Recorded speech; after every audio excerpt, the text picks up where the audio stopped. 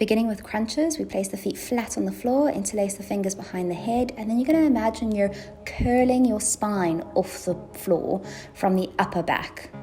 Keep the chin tucked softly towards you so you're not jutting the head forwards, not putting too much strain on the neck, and that you're not pulling on the neck with the hands either. Squeeze from the upper abdominals, folding your rib cage in towards your navel to lift the body.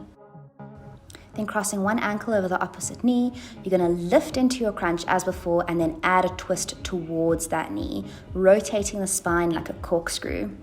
Make sure you crunch all the way up, then twist, then uncrunch back to the middle, keeping the shoulders high before coming down out of your crunch.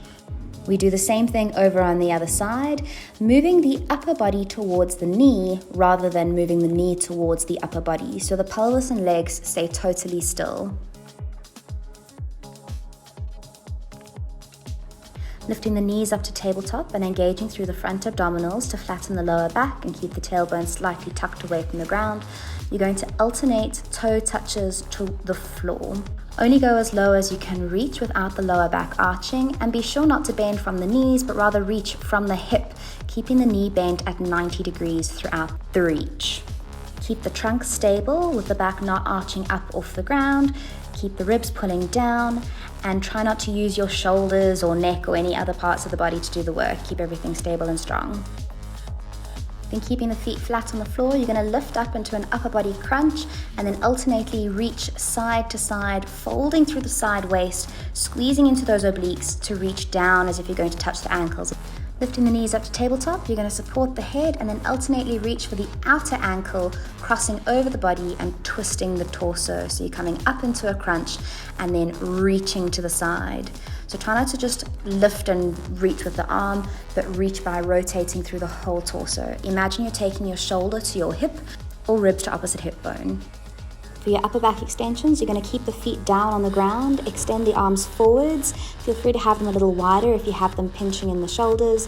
You can also open to a capital T or have the arms alongside the body as you float chin, chest, arms up off the ground, lifting and lowering and continuing to breathe throughout the full range of motion.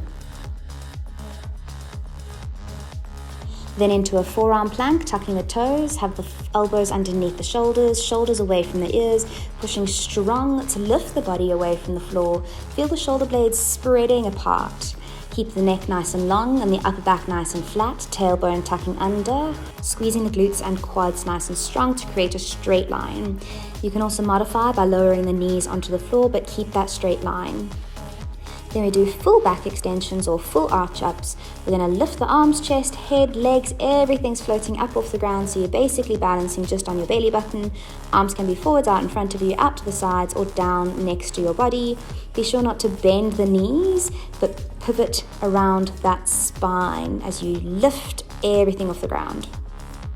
For your modified side plank, you're going to bend both knees so the feet are behind the knees.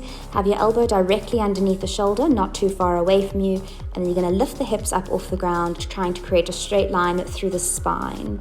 If it's too easy, you can make it a little bit more challenging by straightening the top leg along the floor, and you can also lift that top leg if that's too easy too.